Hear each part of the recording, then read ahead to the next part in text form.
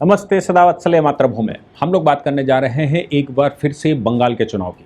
और बंगाल के चुनाव को एक चैलेंज है इलेक्शन कमीशन के सामने भी और अभी सुप्रीम कोर्ट के सामने भी, और पूरी एडमिनिस्ट्रेटिव मशीनरी देश की जो डेमोक्रेसी को फॉलो करती है, डेमोक्रेसी को मानने वाले लोग हैं, उन सबके लिए बंगाल चुनाव एक चैलेंज है। क्योंकि लोग होपलेस हो गए थे कि बंगाल में कभी फेयर चुनाव हो भी पाएगा कि नहीं हो पाएगा।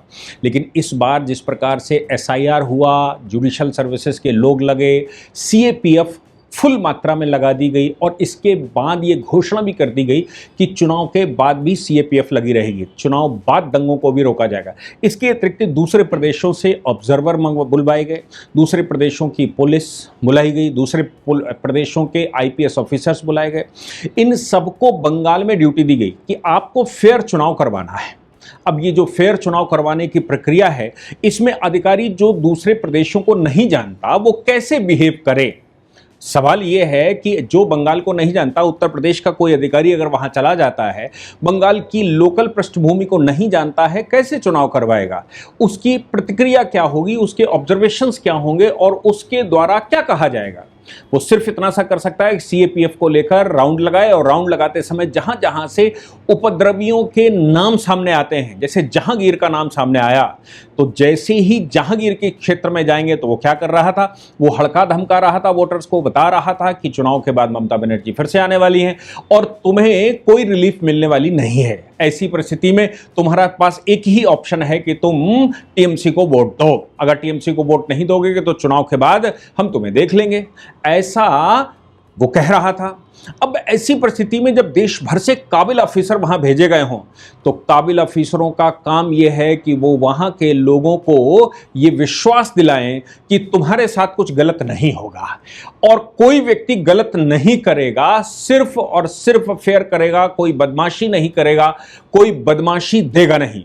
ऐसी वीडियो भी वहां वायरल करना एक अपने आप में लोगों को बल देने के बराबर है, क्योंकि हम सब जानते ही हैं कि बंगाल में चुनाव पूर्व हिंसा और चुनाव पश्चात हिंसा भी होती है। अब देखिए, पहले चरण का चुनाव तो हो चुका है, दूसरे चरण का चुनाव चल रहा है। दूसरे चरण के चुनाव में टीएमसी के लोग रोड पर आ गए हैं, उनके जो प्रतिनिधि हैं या उनके लिए वोट डालने वाले लोग हैं या जो उनके लिए गुंडागर्दी करने वाले लोग हैं, टीएमसी और बंगाल में एक और ग्रुप अपने आप बना हुआ है, वो है चुनाव के टाइम पर बाहुबलियों का उपयोग। अब ये बाहुबली सैलरीड होते हैं, सरकार से लाभ लेते हैं, और इनका सिर्फ एक काम है कि पूरे गांव को कन्विंस करना कि वोट कहां डाला जाएगा। और ये बाहुबली कुछ इस प्रकार के भी होते हैं कि वो वोटिंग मशीन पर खुद खड़े हो जाते हैं और कैंडिडेट आता है, कैंडिडेट के हाथ पर स्याही लगाई जाती है, उसका प्रमाण पत्र देखा जाता है, उसकी आईडी देखी जाती है और उसको कह दिया जाता है तुम्हारा वोट पड़ गया। और वहां बूथ पर कोई एक सिंगल व्यक्ति खड़ा होता है, वो बाहुबली उसका वोट डाल देता है और कहता है कि तुम्हारा वोट हो गया है। अब बेचारा ये गरीब आदमी क्या करे, क्योंकि वो अगर विरोध करता है तो बाहुबली उसको मारेगा, और अगर वो ज्यादा विरोध करता है तो उसके घर जला दिए जाएंगे, हिंसा में उसको मार दिया जाएगा, और उसके साथ जो जो अनहोनी हो सकती है वो सब की जाएगी। इस परिस्थिति में लोगों को भागकर असम में शरण लेना पड़ता है। पिछला चुनाव हम सबको याद होगा कि असम में शरण लेना पड़ता है, दूसरे प्रदेशों में झारखंड और बिहार में जाना पड़ता है, उड़ीसा में शरण लेना पड़ता है, या फिर ऊपर चले जाते हैं। तो ऐसी परिस्थिति में जब वो लोग जाते हैं तो 6-6 महीने खराब होते हैं। 6 महीने बाद जब नॉर्मल होता है तो वो लौट के आते हैं, क्या खाएं, क्या पिएं, क्या मजदूरी करें, ऐसे बहुत सारे सवाल सामने आते हैं। लेकिन अगर प्रशासनिक मशीनरी उनको ये सेटिस्फाई करवाने में सफल हो जाए या उनको ये आश्वासन देने में सफल हो जाए कि तुम्हारे साथ चुनाव बाद हिंसा भी नहीं होगी। ऐसे ही एक अधिकारी अजय पाल सिंह इस समय सुर्खियों में है। अजय पाल सिंह आईएएस ऑफिसर हैं और उत्तर प्रदेश योगी बाबा की सरकार के प्रमुख अंगों में से हैं। हालांकि योगी बाबा की सरकार में तो जो आज की तारीख में पावर में हैं वो सब दबंग ही हैं, बुलडोजर चलाने में एक्सपर्ट हैं, दंगा रोकने में एक्सपर्ट हैं, लोगों को विश्वास दिलाने में एक्सपर्ट हैं, लाठी चलाने में एक्सपर्ट हैं और यहाँ तक कि गोली चलाने में भी एक्सपर्ट है।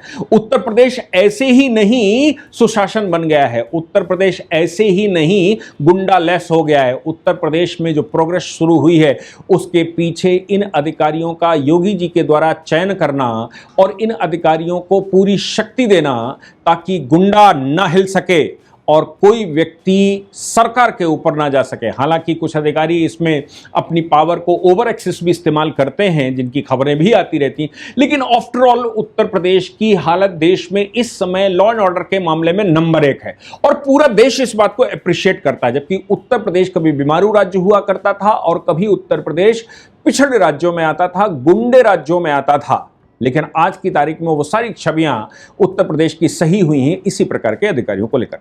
अजय पाल सिंह की को चुनाव आयोग लेकर गया, उसने वहां बंगाल में उनकी ड्यूटी लगा दी। बंगाल में वो जहांगीर के गांव के क्षेत्र में पहुंचे। गांव में जाते हुए उनकी वीडियो वायरल हुई जिसमें उन्होंने कहा, देखिए कोई भी बदमाशी करेगा तो उसके परिणाम अच्छे नहीं होंगे।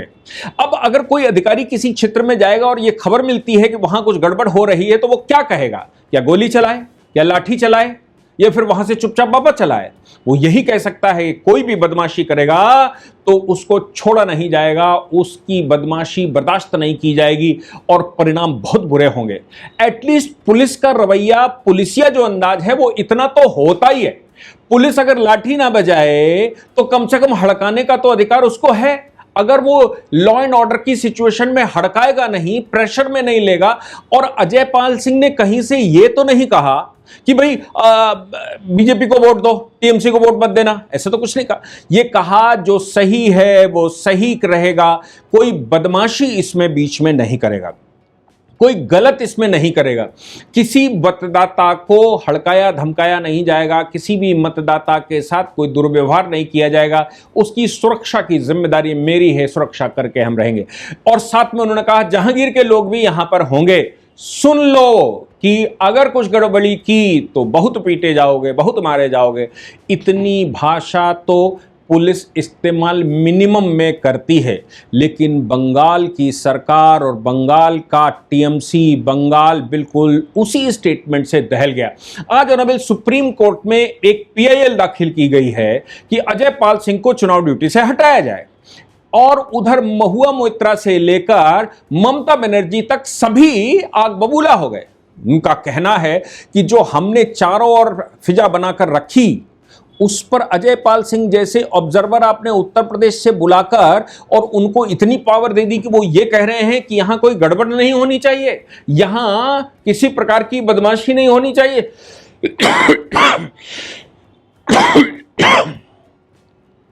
और अजय पाल सिंह जैसे और अधिकारियों के खिलाफ भी इसी तरह के बयानबाजी दी जा रही है कि बंगाल में बाहर के लोग आकर हड़का रहे धमका रहे।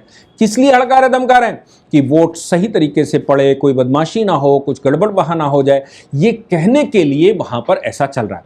हालांकि ममता बनर्जी पहले से चारों ओर से घिरी हुई हैं, इसमें कोई शक नहीं है। ममता बनर्जी जितना साम्राज्य उन्होंने खड़ा करके रखा था, हालांकि वो ऐसा नहीं हो सकता कि चोर चोरी करने से बाज आ जाए, चोर चोरी करने से बाज आ जाए, प्रेशर लग जाए तो हेरा फेरी तो नहीं मान सकता। लोगों के मन में घर घर जाकर ये बात प्रयास किया जा रहा है, ऐसा लोग कहते हैं, ये प्रयास किया जा रहा है कि कब तक ये सेंट्रल फोर्सेस तुम्हारा सहयोग करेंगी, कब तक ये बचा के रहेंगी, हमें तुम्हें यहीं रहना है। इसलिए सरकार बननी चाहिए, सरकार बदलनी नहीं चाहिए। मैं समझता हूं भारतीय जनता पार्टी की अगर सरकार बनती है तो ऐसी परिस्थिति में बंगाल के अंदर जो परिवर्तन आएगा वो असम के समदृष्ट होगा। अभी भी बंगाल में मुस्लिम आबादी इतनी नहीं है जितनी असम में है, लेकिन असम में सरकार हटने का नाम नहीं ले रही है। क्यों? क्योंकि लॉ एंड ऑर्डर मेंटेन करके रखा है, और लॉ एंड ऑर्डर जिस प्रकार से असम में मेंटेन किया गया है वो काबिले तारीफ है। मैं समझता हूं देश में 2 ही प्रदेश ऐसे हैं जिनमें लॉ एंड ऑर्डर के ऊपर सवाल ही नहीं खड़ा किया जाता, एक उत्तर प्रदेश और दूसरा असम।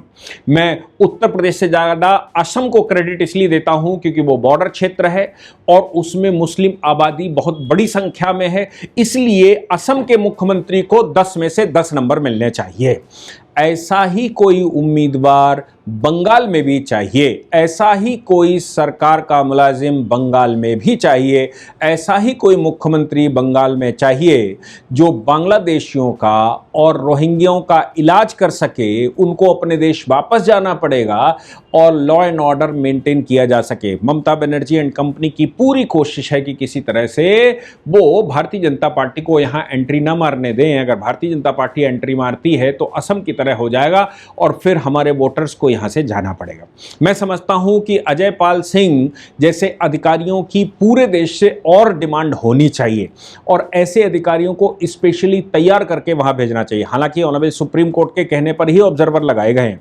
दूसरे प्रदेशों से ऑब्जर्वर इसलिए बुलाए गए हैं कि अगर वहाँ की लोकल पुलिस ममता बनर्जी के साथ खड़ी दिखाई पड़े तो फिर आईपीएस ऑफिसर, आईपीएस का तो मतलब हो गया कि ये ऑल इंडिया सर्विसेज होती है, और ऑल इंडिया सर्विसेज कौन से प्रदेश में लगाया जाएगा ये तो सवाल ही नहीं पैदा होता। अगर अजय पाल सिंह आईपीएस ऑफिसर हैं तो फिर वो कौन से प्रदेश में काम करेंगे ये इररिलेवेंट बन जाता है। ये दूसरे प्रदेश की नहीं कही जा सकती, दूसरे प्रदेश का कैडर कहा जा सकता है, लेकिन ये तो ऑल इंडिया सर्विसेज वाले हैं। ऐसी परिस्थिति में देश भर से इस प्रकार के आईपीएस ऑफिसर्स को वहां पहुंचाना और लगाना, मैं समझता हूं चुनाव आयोग की बड़ी सोची समझी रणनीति है। फिर भी खबरें आ रही हैं कि आज चुनाव के दौरान ममता बनर्जी एंड कंपनी लगातार वहां डिस्टर्ब करने की कोशिश कर रही हैं, धरने प्रदर्शन कर रहे हैं और ये सेंट्रल पुलिस फोर्स सीएपीएफ का विरोध कर रहे हैं और ये कह रहे हैं कि कल के बाद देखना तुम्हारा क्या हाल होए। ऐसी सूचनाएं थोड़ी थोड़ी आ रही हैं, भीड़ भाड़ भी दिखाई दे रहा है, पर मुझे लगता है कि अजय पाल सिंह के ऊपर जो सवाल खड़े किए गए हैं या फिर ऑनरेबल सुप्रीम कोर्ट में जो पीआईएल डाली गई उसके डिसमिस के अलावा कोई दूसरा रास्ता नहीं है, क्योंकि सुप्रीम कोर्ट लगातार कह रहा है फ्री फेयर चुनाव करवाना ही मेरा उद्देश्य है और फ्री फेयर चुनाव करवाने के लिए जो करना पड़े वो सब कुछ करेंगे। अजय पाल सिंह जैसे जो अधिकारी हैं उन्होंने वहाँ लॉ एंड ऑर्डर मेंटेन करने के लिए इस तरह के बयान दिए। ये इन बयानों का चुनाव की डेमोक्रेटिक प्रोसेस में इररिलेवेंसी होती है। केवल रेलिवेंसी अगर इनकी कुछ होती है तो वो ये है कि ये पूरा भरसक प्रयास कर रहे हैं कि किसी प्रकार से भी स्टेट मेंटेन हो जाए। मैं समझता हूं कि बंगाल में जो ये उद्रता दिखाई दे रही है उसका कारण है भारतीय जनता पार्टी का प्रिवेल करना और उसका कारण है बंगाल में परिवर्तन दिखना और परिवर्तन होना, और ये परिवर्तन अब 3-4-5 दिन बाद ही दिखाई देगा। आज तो दिखाई दे ही रहा है, घबराहट दिखाई दे रही है, चौंचाहट दिखाई दे रही है और ऐसा लग रहा है कि आस्तीन के सांप अब कुचले जाएंगे, इसके अलावा कुछ नहीं हो सकता। जय हिंद, जय भारत, वंदे मातरम।